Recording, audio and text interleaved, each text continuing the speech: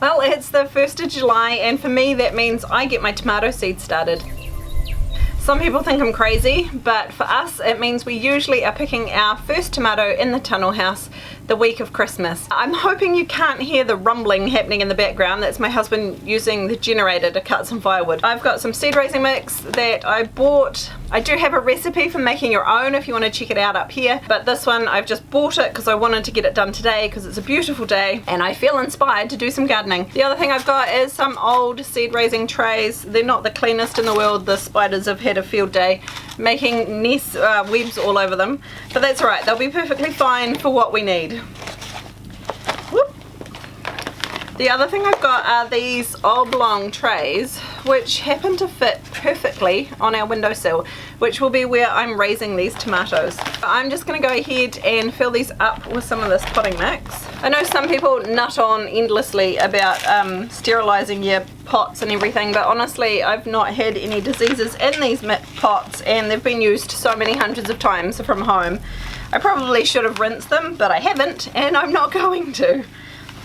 You have to excuse all the dishes in the background too. The boy that's meant to put them away is in town at the pool with his friend. The seeds I've got to sow today are a real mixture of Homestead seeds and some seeds that someone else has sent me. And my Homestead seeds are not very well labelled. In fact, one of the easiest ways to save seeds is just to smear the seeds of a tomato you liked onto a paper towel and just let that dry.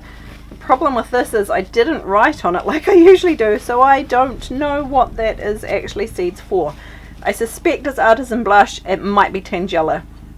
I'm going purely by the yellowness of the sort of gel stuff that's dried around it. But I'm not actually going to use those because I've got some of both of them, so I'll just get rid of that.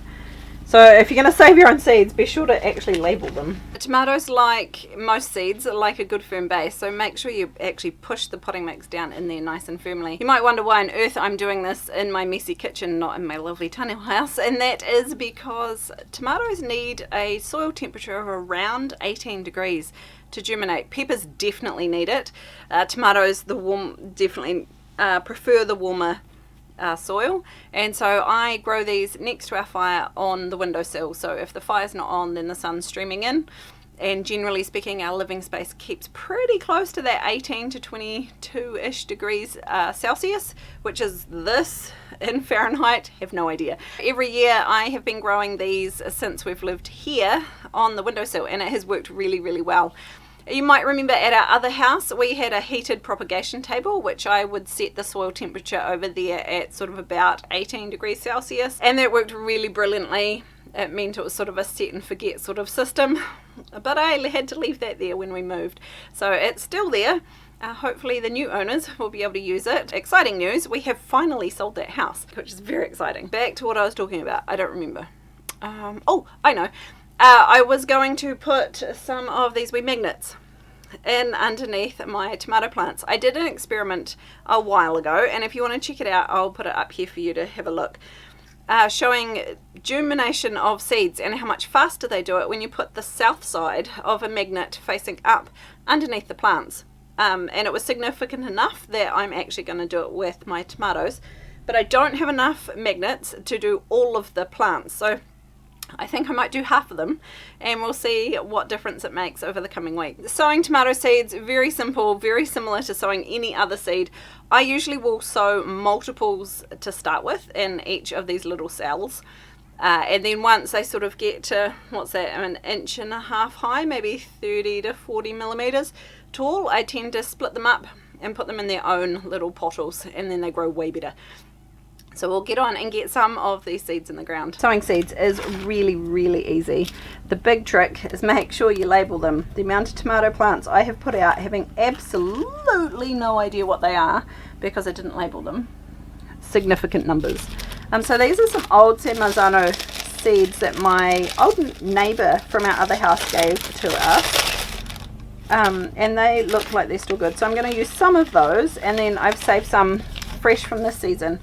The upside to growing some of both is that for whatever reason, if this has managed to cross-pollinate, I'm still going to have some fresh plants with the old genetics as well.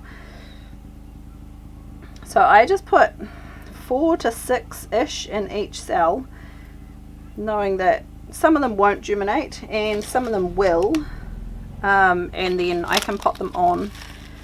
The upside to cramming so many in such a small space to get them germinated is there's a lot less that I have to try and keep next to the fire.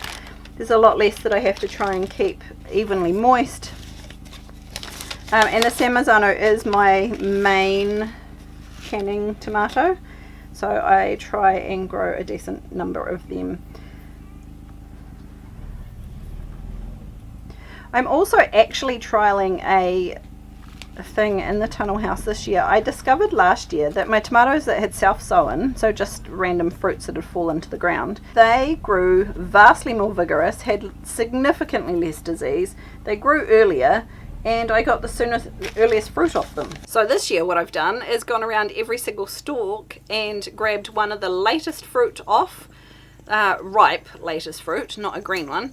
So I figure that the plants that have survived the entire season and are still producing in the middle of winter are probably going to be my most robust plants. So I'm getting the fruit off those last plants and I'm just popping them straight back down at the ground. So hopefully the tags are still in the same place, so hopefully I can work out what they are, and I'm gonna give it a go. But as my backup plan, I'm growing these ones. And if you don't have enough loose soil lying around just to flick over them, you can just get another wee handful of seed raising mix and just sprinkle them over the top. The trick is they don't need to be very deep, but they need enough coverage that the seeds themselves don't dry out while they're trying to germinate. Another real success this year was these Rapunzels. They're the only F1 hybrid that I have grown last year, whenever the last season was. But they were so prolific and they resisted the disease and they did all sorts of wonderful things. So I'm hoping there's a few more left in here, but there are heaps of the fruit that have dropped on the ground. And I know that they're not going to be completely true to type, but they'll be pretty similar to their parent. Oh, hi buddy. Right, you sit there, don't make a mess.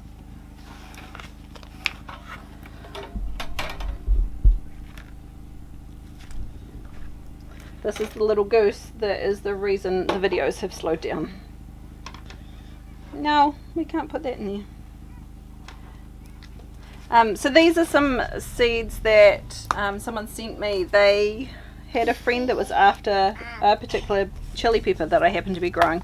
So in exchange, she kindly sent me some tomato seeds, so that's nice.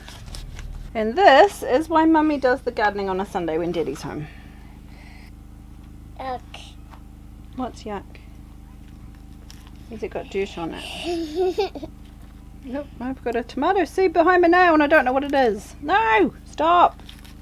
Right, so these magnets are marked. I marked the north side, which usually you mark the north side red, but I had white paint.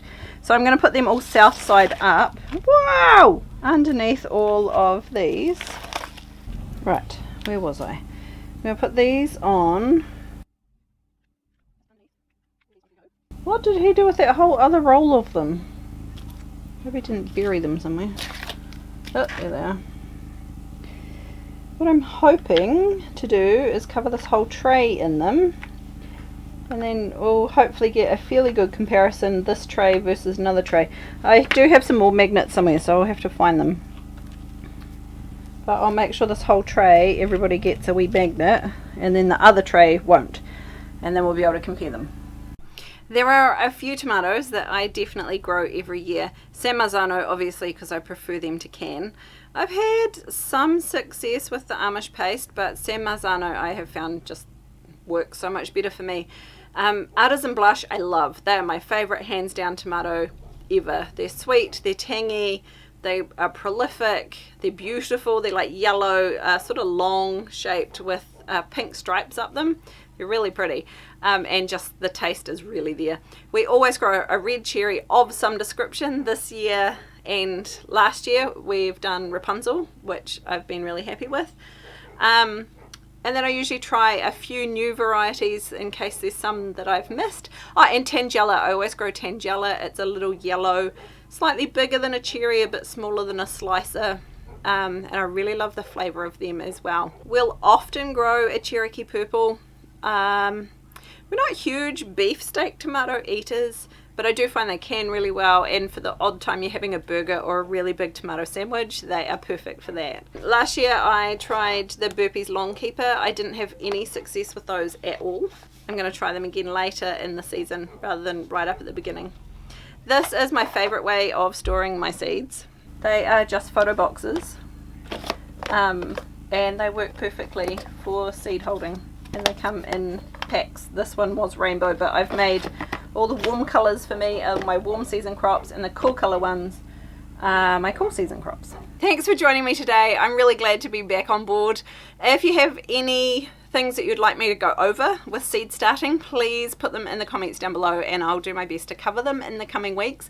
I'm going to aim to put out a video hopefully once a week. It's been tricky with between the toddler and the genuinely off-grid power, which means that the internet's not always turned on, and my big gaming laptop that I have to use for video processing definitely can't run unless it's a beautiful sunny day, in which case I'm not inside, or we have the generator running.